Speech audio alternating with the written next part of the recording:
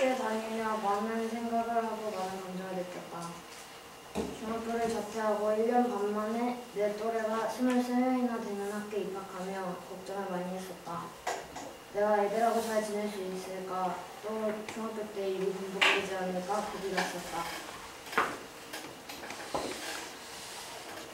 그래서인지 인간관계에 조금이라도 문제가 생기는 것 같으면 무섭고 스트레스를 받아서 괜히 다른 일에도 집중을 못하고 표정 관리도 안 됐다.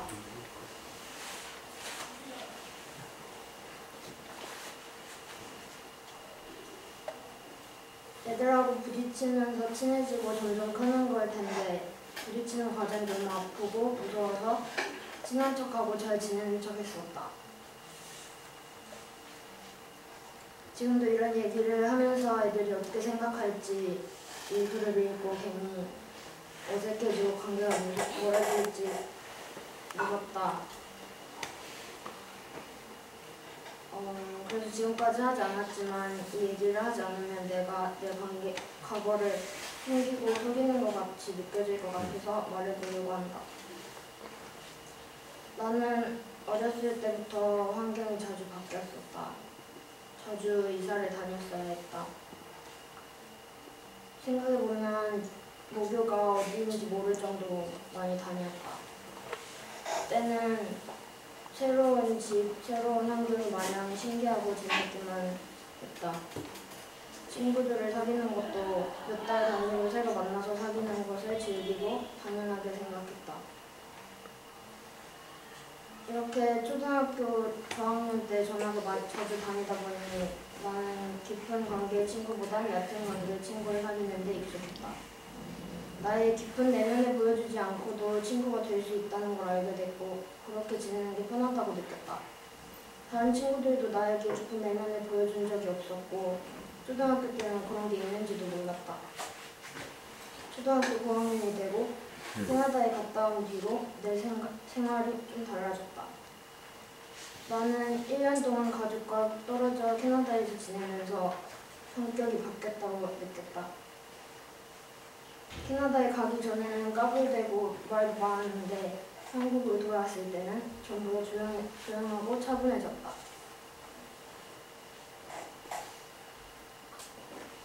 캐나다에서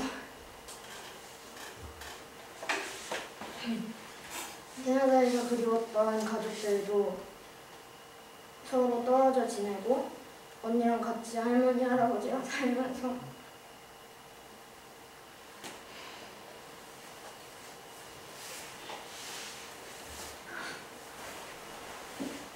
엄마, 아빠는 주말밖에 만나지 못하고 한국에 다시 적응하는 동안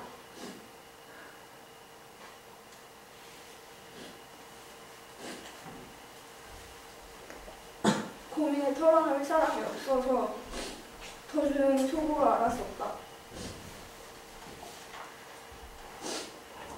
1년 만에 돌아온 학교도 달라져 있었다. 학교 주변에 새로운 아파트 단지가 많이 들어서면서 옛날 친구들은 이미 새로 이사 온 친구들과 친해져 있었다. 돌아간 학교에서 나는 그 중간에 새로운 애도 아니고 익숙한 애도 아닌 애매한 애였다. 나는 옛날 친구들이나 새로운 친구들이나 어떻게 대해야 될지 모르겠고 옛날 친구들은 1년 동안 너무 달라진 나의 성격과 모습에 이질감을 느끼는 듯했다. 내가 한국에 없는 동안 아이돌 그룹이 많이 나와서 애들한테 인기가 많았는데 아이돌 그룹에 대해서 잘 모르며 관심사가 갖지 않으니까 할 얘기도 없고 대화에 끼기도 힘들었다. 교실 안에서 날 챙겨주는 친구들은 있었지만 친하게 지내며 많은 얘기를 하거나 같이 놀러갈 친구는 없었다. 학교가 끝나고 같이 집까지 걸어갔던 친구들은 새로운 친구들도 같이 걸어갔는데 난 같이 걸어갈 친구가 없어서 집까지 자주 혼자 걸어갔다. 나는 초등학교 마지막 한 학기를 외롭게 보낸 기억이 있다. 할 때까지 내 깊은 내면을 보여준 친구나 나에게 깊은 내면을 보여준 친구는 없었다. 초등학교를 졸업하고 일반 중학교가 아닌 국제중학교에 문서를 내고 입학 시험을 봤다. 국제중을 선택했던 이유는 외로웠던 초등학교 마지막 학기와 같은 일반 중학교 생활을 하기 싫어서였다. 캐나다에서의 좋은 추억이 그리워서 비슷한 환경에서라면 비슷한 생활을 할 수 있을 것 같다는 생각에 캐나다에서 다녔던 학교와 비슷한 국제중학교를 선택했었다. 시험을 통과해서 입학을 하게 됐고 멀리 떨어져 있는 학교 탓에 하숙이나 기숙사 생활을 해야 했다. 하숙과 기숙사 생활을 하며 학년당 학생 수가 20명이 조금 넘는 이 학교를 1년 반 동안 다녔지만 2학년 1학기를 마치고 학교를 떠났다. 학교 생활을 하면서 1년 반 동안 나의 인간관계에는 많은 일이 있었다. 중학교를 입학하고 얼마 지나지 않아 1학년 애들 사이에는 좋은 이미지를 만들어야 학교 생활이 편하다라는 말이 돌았었는데 좋은 이미지는 애들과 잘 어울려 놀 줄 알고 유행을 따라가는 재미있는 아이라는 이미지였다. 우리는 좋은 이미지를 위해 서로 가식적으로 대하고 미성적으로 행동했다. 나는 좋은 이미지를 만들어서 학교 생활을 잘하고 싶다는 생각이나 의지는 없었다. 무의식적으로 좋은 이미지라는 말이 머릿속에서 맴돌고 말썽을 일으키거나 나쁘게 보이면 학교 생활이 좋지 않다는 걸 느끼고 그렇게 행동했던 것 같다. 애들하고 마찰을 줄이려고 애들이 좋아하는 나의 모습을 보여줬다. 나는 좋은 이미지의 아이들과 같이 하숙을 하며 친해져서 학교에서도 같이 다녔다. 같이 다니면 내 이미지도 좋아지는 것 같고 항상 같이 다니는 친구들이 있다고 느끼니까 든든했다. 학교가 작아서 같은 학년 친구들이 많지 않으니 학년이 몇 개의 무리로 나뉘었는데 그렇게 무리지어 다니며 다른 무리의 여자아이들과는 어느 무리가 더 이미지가 좋은지 서로 의식하면서 지냈다. 좋은 이미지의 아이들과 함께 무리지어 다니며 옳지 않은 경우라도 무조건 서로 편들고 우리 편이 아닌 사람을 욕해야 했다. 그렇게 하지 않으면 우리의 좋은 이미지를 이용해서 편을 들지 않는 아이를 배신자라고 부르고 나쁜 소문을 퍼뜨려서 학교 생활을 어렵게 했다. 1학년이 끝나갈 무렵에 우리 중에 편을 들지 않는 한 친구를 그렇게 만들었다. 같이 무리에 있었다면 편들고 감싸줄 행동도 욕하고 소문을 퍼뜨렸다. 그 일로 1학년 사이에 보이지 않는 편이 갈렸다. 그 친구와 같이 좋은 이미지의 아이들을 욕하는 편, 그 친구를 욕하는 편, 그 일에 대해 무관심한 편으로 나뉘었다. 서로 대놓고 그 일에 대해 얘기를 하진 않았지만 모두 무슨 일이 있었는지는 알고 있었다. 나는 무리지어 생활하는 아이들 속에서 내 자신을 드러내면 나를 싫어하고 같이 어울리기 싫어할 거라고 생각했다. 서로 깊은 대화를 한 적도 없고 항상 가식으로 사람을 대하는 애들과 깊은 대화를 할 생각도 하지 못했다. 나는 애들이 좋아하는 재미있고 착한 이미지를 만들어서 애들과 어울려 놀았다. 애들은 내가 만든 나의 이미지와 친해졌고 난 애들이랑 친해졌다고 생각했다. 애들이 내가 만든 이미지가 내 진짜 모습이 아닌 걸 알면 나도 무리에서 쫓겨날 것 같아서 무서웠다. 나의 진짜 모습이 뭔지 알 수가 없었다. 애들은 여러 개의 가면을 들고 다니면서 상황에 맞춰 가면을 바꿨으면 가면놀이를 하는 것 같았다. 내 모습이 무리지어 다니는 애들 같은 모습이고 싶지는 않았다. 이러다가 진짜 나를 잊어버릴 것 같아서 좋은 이미지에 집착하는 1학년들의 무리와 편을 없애고 다 서로 친하고 같은 무리인 것처럼 지냈으면 좋겠다는 생각이 들었다. 무리지어 생활하는 것을 색깔에 비유하자면 난 빨간색 애들이랑 놀았지만 나중에는 모두 같이 놀고 싶어서 빨간색, 노란색, 파란색 사이에서 회색이 되려고 했다. 2학년이 됐을 때 난 회색이 되려고 빨간색 애들과 거리를 좀 두고 모두와 친해질 기회와 방법을 찾는 중이었다. 그런데 어느 날 나에 대해 안 좋은 소문이 돌고 있다는 걸 알겠다.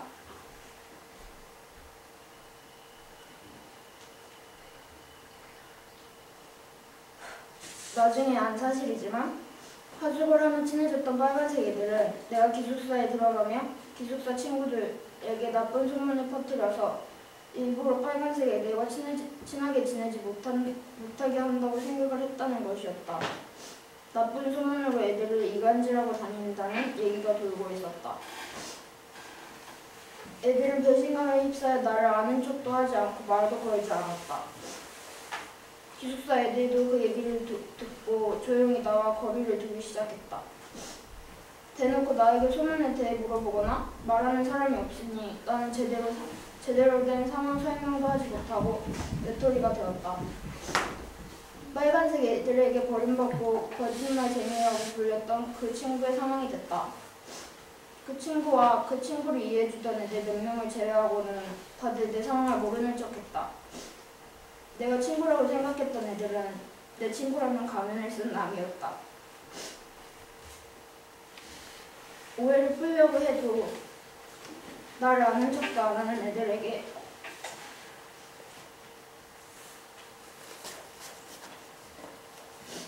말을 걸어야 걸 수가 없었다. 일이 커질까 봐 무서워서 가족들한테 말하지도 않고 조용히 있었다. 거의 모든 학교 생활이 엉망이 됐다. 혼자 공부하는 수업이 아닌 모두 함께 활동하는 수업엔 집중을 할 수 없고 나를 이해해주는 아주 소수의 친구들이 없으면 혼자 밥 먹기도 꺼려졌다. 한 학기가 지나니까 졸업까지 견딜 수 없고 생활이 이렇다면 인간관계에서 외에도 없는 게 없을 것 같았다. 나는 고민 끝에 부모님께 말씀드리고 상의해서 학교를 떠났다. 학교를 떠나 집에 와서는 이것저것 하면서 시간을 보냈다. 학교를 떠나고 나 직후에는 후련하고 해방된 기분이었지만 시간이 흐를수록 내가 학교에서부터 도망쳐 나왔다는 생각이 들고 사람들을 사귈 수 있는 능력이 이 정도밖에 안 되는지 같은 생각이 들면서 무기력해지고 우울해졌다. 상담도 받아봤지만 괜찮아지는 것 같다가도 결국 그런 생각을 하게 됐다. 집에서 홈스쿨링을 하는 동안 이것저것 많이 배우고 공부했다. 내가 배우고 싶고 하고 싶었던 것들이어서 했지만 한편으로는 학교를 떠나도 내가 잘 살 수 있다는 걸 사람들에게 보여주고 싶어서 그랬다. 그러던 중에 금산관대학교를 알게 됐고 1년 반 동안 홈스쿨링을 하면서 내 또래를 많이 만나보지 못해서였는지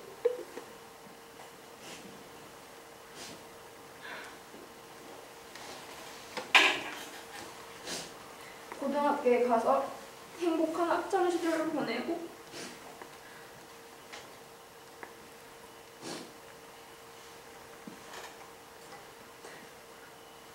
친구들을 사귀고 싶다는 생각이 많이 들어서 학교에 입학하게 됐다.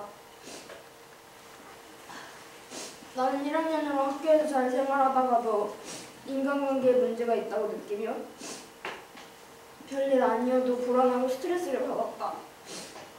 그럴 때마다 내가 하는 학생도 말투 하나하나에 소심해지고 다른 사람이 아무 생각 없이 하는 말에 괜히 혼자 울며 걱정했다.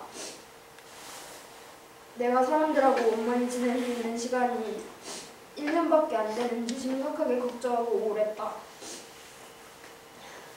1년이 지나가는데 내년에도 잘 생활할 수 있을까 하는 생각이 계속 들었다. 다시 좋은 이미지를 위해서 가면을 쓰고 애들을 가식적으로 대하지 않으려고 의식적으로 노력했다. 하지만 상처가 얼마나 아플지 무서워서 애들하고 싸우지도 못하고 친해지지도 못한 것 같아서 내가 너무 싫었다. 학기 중에 다른 사람하고 사소한 말싸움만 생겨도 화해를 피하고 울기만 했다. 중학교 생활은 나에게 트라우마로 남아 날 괴롭혔다. 별 생각이 다 들었다. 이 일을 계기로 나에 대한 소문이 퍼져 모두 나를 싫어하고 결국 내가 고등학교도 마치지 못하고 학교를 떠날 것 같다는 생각에 눈물이 났다. 오랜 걱정과 눈물과 생각 끝에 싸움을 정리하지 않으면 정말 그렇게 될 것 같다는 마음에 먼저 가서 사과했다. 거기까지 며칠이 걸렸지만 내가 고민하고 걱정했던 시간이 허무할 정도로 상대방도 흔쾌히 사과하고 우리는 화해했다.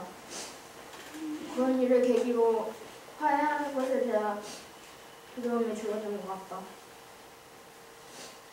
나는 간디학교에 온 후로 많이 성장하고 있다고 느낀다. 인간관계에서 어떻게 행동해야 하는지 생각하고 배우는 시간이 고등학교 때 있는 게 다행이라고 생각된다. 사회에 나가서는 학교 사람들보다 훨씬 다양한 많은 사람들하고 부딪히게 될 텐데 그 전에 인간관계 연습을 하는 거라는 생각도 든다. 앞으로 금성간대학교에서 한 학기를 생활할지 2년을 생활할지도 모르고 어떤 고민이 생길지 사람 간에 어떤 마찰이 생길지도 모르지만 원하지도 않는 공부별로로 사는 것보다 이런 현실적인 도움을 받을 수 있는 곳에서 생각했다는 게 다행이라고 생각이 들었다. 이 발표를 들어줄 사람들이 있고 발표를 할 곳이 있다는 것도 다행이라고 생각이 된다. 1년 동안 같이 생활하면서 나에게 많은 감정과 고민을 남겨준 11기에게 고맙다.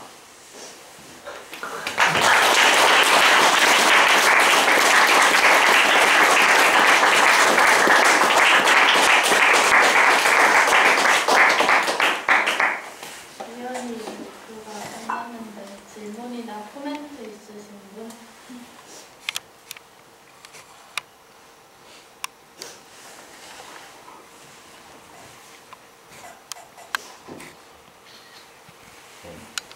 되게 좋고 또 감성적이까지 했고요. 뭐랄까 인간관계에 있어서 다들 많이 고민하는 주제라는 것도 확인하게 됐는데, 뭐 PPT로 한 게 꼭 잘못된 건 아니었다거나 안 좋다는 건 아니지만 이런 건 동영상으로 지식 채널 2처럼 만들고 음악도 넣으면 훨씬 더 효과가 클 것 같아요. 물론 지금 이것도 효과가 많이 있지만요. 그래서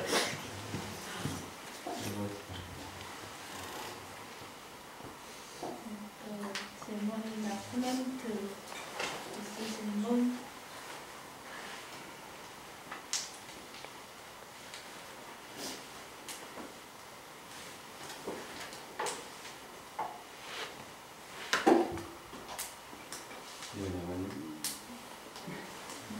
네, 어머님은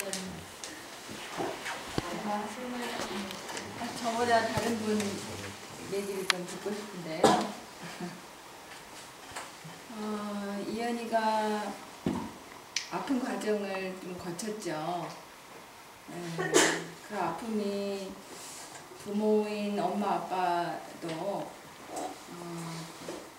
이현이만큼은 아니었지만 굉장한 아픔이었어요. 아픔이었고 어릴 때 여튼 뭐 아빠가 늦게까지 공부하느라고 또 여러 가지 또 언니의 교육 때문에 이은이가 의도하지 않게 좀 이사를 좀 다녀서 얕은 인간관계에 맺는 것에 익숙하고 깊이 있게 인간관계를 맺는데 좀 약했지 않을까 하는 생각을 했는데 뭐 꼭 그렇지만도 않은 것 같아요. 한 곳에서 4년 이상씩 살았고 짧으면 2년 이렇게 살았는데 어릴 때는 뭐 주변에 한 4-5 가정이 같이 유치원처럼 이렇게 함께 언니 친구 뭐 이현이 친구도 있었고 또 동생도 있었고 그렇게 보냈기 때문에 큰 문제가 없었다라고 생각을 했는데 이현이는 그런 부분에 있어서 좀 아쉬움이 있었고 또 마음에 좀 미흡함이 있었던 겪었던 것 때문에 부모로서 엄마 아빠는 조금 그 부분에서는 미안하죠. 그리고 이현이가 캐나다에서 1년 동안 있고 돌아와서 한국에 적응하는데 엄마가 집에 있어서 늘 이현이를 안아주고 고민을 들어주고 그렇게 못하고 외할머니 외할아버지랑 같이 지내게 돼서 그 부분도 좀 미안하게 생각을 하고 그래서 이제 그 이후에 그 중학교에서 겪었던 거는 이현이가 굉장히 많이 아팠지만 앞으로 인생을 살아가면서 굉장한 자양분이 될 거라는 생각이 들어요. 그게 그냥 뭐 단순한 왕따가 아니었고 이현이가 뭔가 이현이 나름대로 그 정의라고 하면 좀 너무 거창하고 그런 거를 실현해 보려는 어떤 시도를 하다가 실패한 경험이기 때문에 글쎄 실패가 아니라 이현이 나름대로는 성공했어요. 타협하지 않았기 때문에. 그래서 나는 이현이한테 이현이 아빠도 그렇고 저도 그렇고 이현이한테 굉장히 박수를 보내고 싶고 그런 경험이 앞으로 사회에 나가서도 분명히 있을 거예요.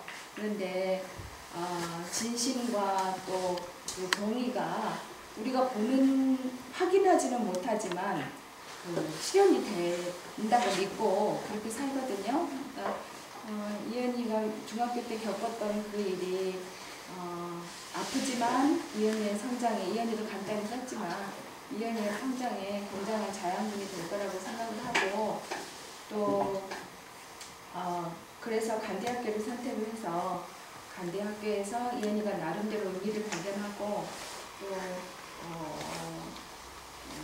자기의 성장의 과정으로 생각을 하고 친구들에게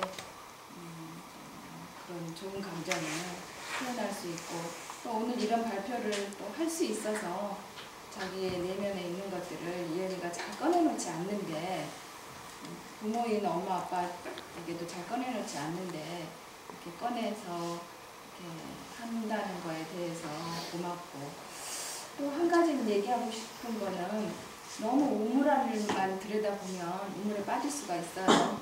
그래서 가끔은 밖에 하늘도 보고 나무도 보고 그랬으면 좋겠고 어느 정도 그렇게 됐다라고 또 이현이 그렇게 보고 있고 그래요. 그래서 이제 어느 정도 이현이가 그 아픈 마음 상처에서부터 벗어나서 이제 이현이의 삶으로 돌아오기를 늘 바라고 그렇게 돼가고 있는 것 같아서 감사하고 이상입니다.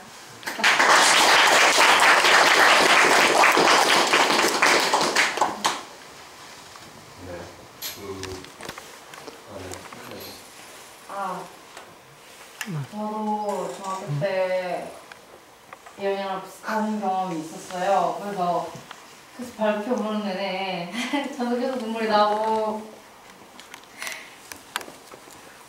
근데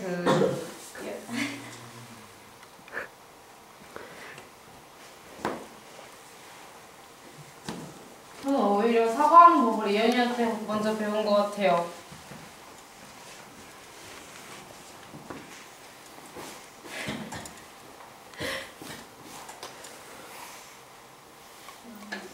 이현이랑 같이 있었을 때 힘들어하면 진짜 가식없이 진실되게 위로해주는 모습도 봤고 그래서 이현이한테 너무 고마웠고 그리고 전 저번 중간 발표나 같이 중간 발표할 때 어떤 국기 오빠랑 트러블이 있었는데 저는 그때 사과를 못할 줄 알았어요. 근데 잘 풀었다고 들어서 그때 저도 알았던 것 같아요. 아, 사과를 그렇게 하는 거구나. 그렇게 그런 거 알게 해줘서 너무 고맙고 그리고 발표 너무 잘 들었던 것 같아요.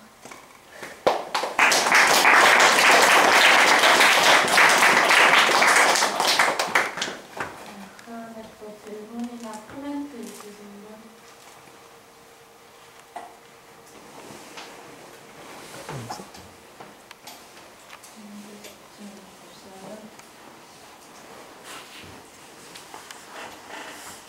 저는 아까 권희쌤 뭐라고 네. 잘 들었습니다. 그 발표 준비하는 시간 동안 무지 힘들었을 건데 다들 잘 견디고 제자리에서 발표를 잘하는 거 보니까 대견하고요. 고생하셨습니다. 제가 시간에 성희쌤이 나가주시길래 성희쌤한테 문자 보내서 50분 이후에 내려간다고 했거든요. 그래서 배고프더라도 잠깐만 좀 대기해 주시고요. 이현이 그거 되셔도 될 것 같아요. 우리 이제 중앙평가 다 마쳤습니다. 발표. 네.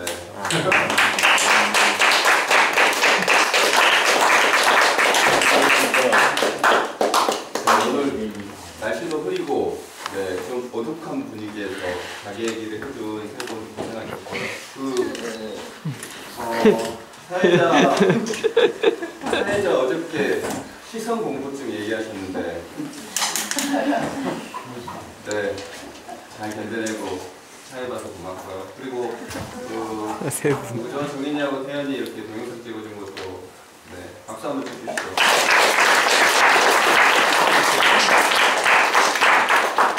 네, 시간이 없기 때문에 지금부터 이렇게 제가 모시는 분들은 짤막하게 네, 좀 말씀해 주시고요. 한 두 분만 모실게요. 우리 학부님 중에 세 사람이요. 제가 학부님 중에 어저께도 오늘도 오셔가지고 우리 발표 끝까지 보신 병원이 어머니께서 간단하게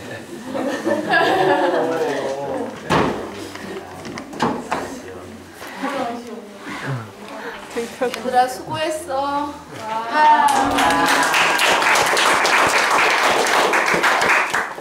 네, 그리고 같이 이렇게 오랜 시간 있어준 12기 친구들도 고맙고요.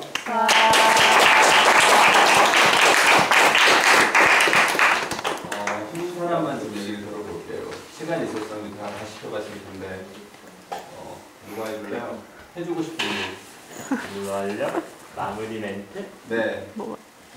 네, 재규가 하실래요? 네, 짧게. 올 자원. 뭐랄까. 여기 봐, 여기 봐.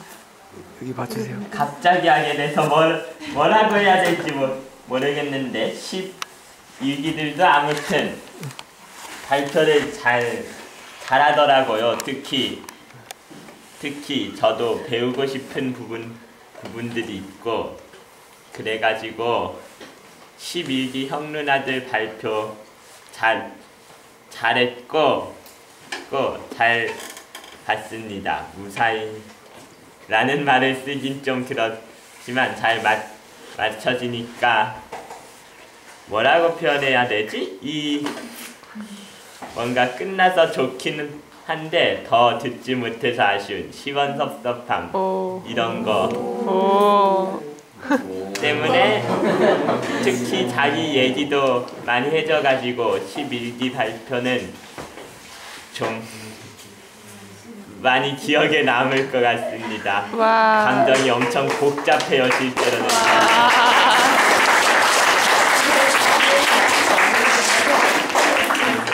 내가 다른 교수들이 중간평가 때 이렇게 진지하게 잘 얘기 안 해. 12기였기 때문에 그런 거예요. 다른 교수들이 그냥 말하죠. 네. 그리고 마지막 평가 총평은 교장선생님이신 태연 선생님께서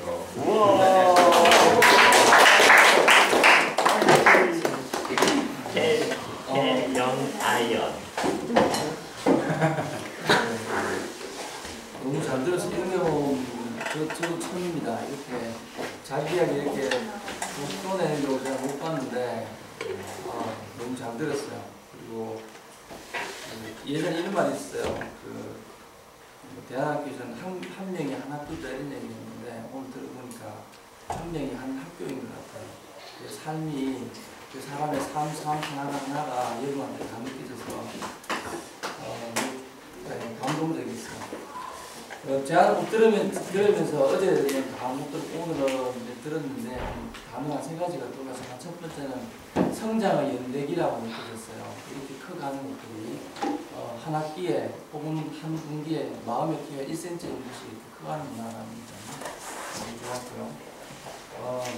그리고 또 하나는 그러니까 이 자기 이야기를 솔직하게 드러내놓는다는 것이 사실은 자기 스스로한테도 굉장히 큰 치유가 있고 우리 전체한테도 큰 영향을 주는 것 같아요. 굉장히 더 맑아지고 깨끗해지고 우리 공동체가 한층 더 성장하는 그런 계기가 될 수 있게 돼서 정말 고맙고요. 두 번째는 프로젝트입니다. 어제 나왔던 안 하려고 프로젝트에서 오늘 했던 유정남 프로젝트 이런 것들이 좀 더 활성화된다는 느낌을 받았어요.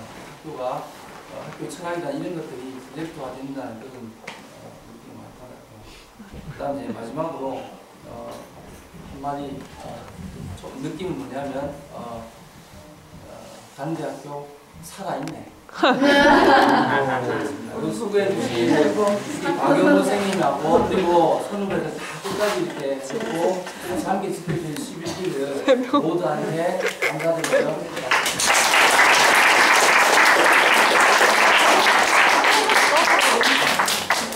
네, 새벽에는 8시 30분에